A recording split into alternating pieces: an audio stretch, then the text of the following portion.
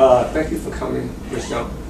I'm Dr. Venable, the principal here at ABC 123 Elementary School, and we're here today to talk about CARE and the IEP program we've developed for. And we have some things that we've outlined on the agenda that we'd like everyone to take a look at it. We're going to follow if you all along through this. And the first person we're going to hear from today is, you know her very well, your daughter's teacher, Mrs. Amola Adunga, and she's going to discuss some things that she's observed in the classroom.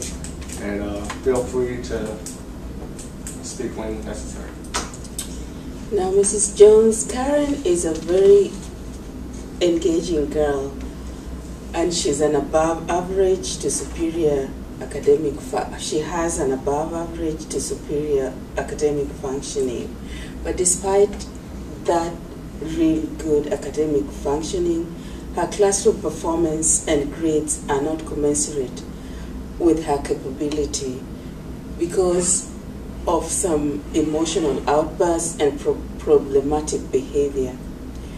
Currently, we observed her and she seemed to be physically and verbally abusive towards her peers. She talked impulsively and avoided interactions with other children.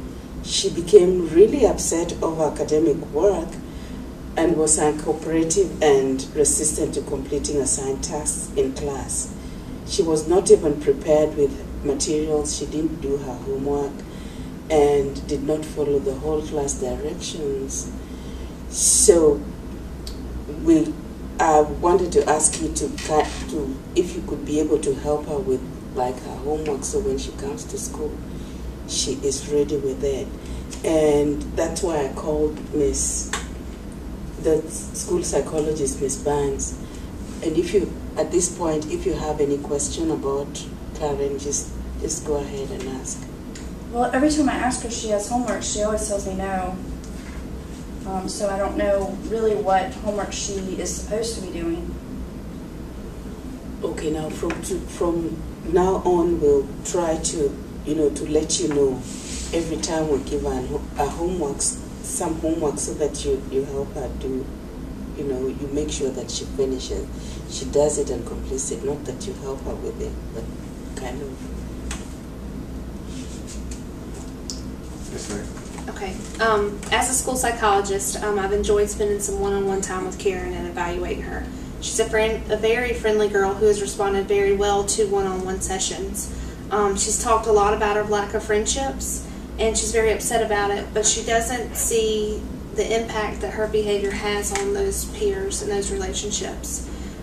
She also views herself as the one in charge in all situations. We did an exercise where I had her draw a picture of her family, and she drew you as the child and her as the adult.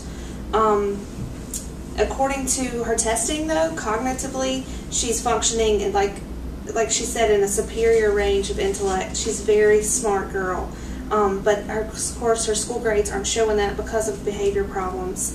I recommend that you share this report and these findings that we've shared with you with some professionals and seek some outside help.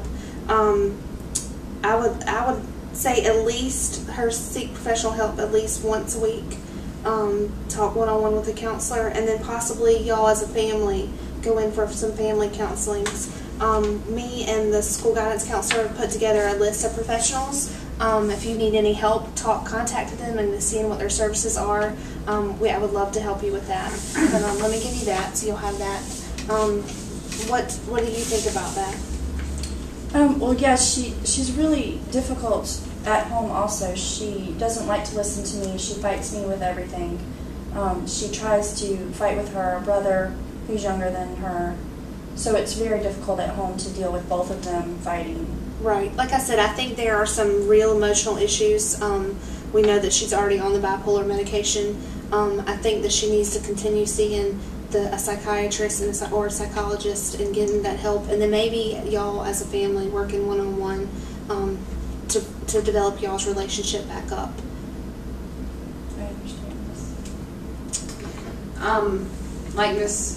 Bain said, we've noticed some problems, her interacting with her peers, which may relate to her relationship with her brother. So what I'd like to do is meet with her once a week for 30 minutes in a small group setting, which is with about 4 other students and her.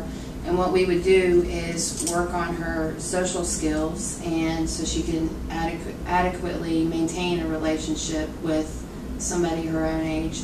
She would participate in board games or role-playing games that are geared towards her learning those social skills, and she would have to, decision making and learn how to make good decisions. So that's, would like to focus on that with her. That sounds good. She doesn't seem to have very many friends at home that she plays with or anything. So she's mentioned that before, and so hopefully, having the small groups to be able to feel comfortable and create a relationship with them where she can trust them, and it'll be a safe environment for her. So we're definitely going to work on that with her. Well, thank you. One of the things that Karen has experienced in the classroom is when it's time to take a test, she's easily frustrated and has a hard time taking the test. So as the resource teacher, Karen will have an opportunity to come to my classroom, and anytime that she has a test, and I will work with her teacher on those times that she can come over. And in doing this, this will give Karen, hopefully this will ease her frustration. She won't have any distractions in there. She'll have more time to take her test. She won't feel that she needs to compare her skills taking a test to the other boys and girls that may finish before her. And hopefully this will help relieve the pressure that she puts on herself to hurry up and finish, or that maybe she doesn't think she's doing well. And I will be in the room also with her in case there's anything that she would need help with. Does that sound good with you? Yes, it does, but are we going to try to get her back into the classroom to take her test? Because it cannot continue of her always being pulled out to take a test. Well, being that this isn't permanent, she'll just be coming, and if it seems like it's working for her, we can start working her back into the classroom. And hopefully the strategies that she's worked out with taking her time and not feeling that she has to put pressure on herself, hopefully those will help her to do better on her test, and then she can take those strategies and go back into the classroom and be able to use those. All right. Okay. And the whole goal here is we're just trying to implement the strategies that are needed in the least restrictive environment to help Karen grow academically and develop emotionally and behaviorally and emotionally. And so that's why we gathered this team here, and that's pretty much what we have set forth here. At this time, I'm just, we're really wondering if you have any major concerns that we may not have addressed, or is there any other thing that we didn't think of as a group that you know of that can help us better help Karen or better help you? I think we've covered everything right now. I just really, I'm glad that you guys called me here and are talking to me about this, and I'm willing to try to help her at home, if we just keep the communication open. Do any of you guys have anything else you want to add, or anything else you need to say, or any questions for her? No, thanks for coming. Okay, so at this time, this will conclude what we pretty much have today. And what we're going to do is we're going to set up an appointment to reevaluate where Karen is in about 6 to 8 weeks. So that'll give us some time. We'll get ready to go into the next marking period. We can see where her grades are going, and we can see how her behavior is changing, and to see if the program is really working, the IEP that we set up is working for her. And so if any time during then you feel things are not progressing or getting worse, feel free to contact myself, and we would sit down together and take a look at things and see if we need to make some adjustments. All right, I sure will. All right. Well, Thank you everyone for coming.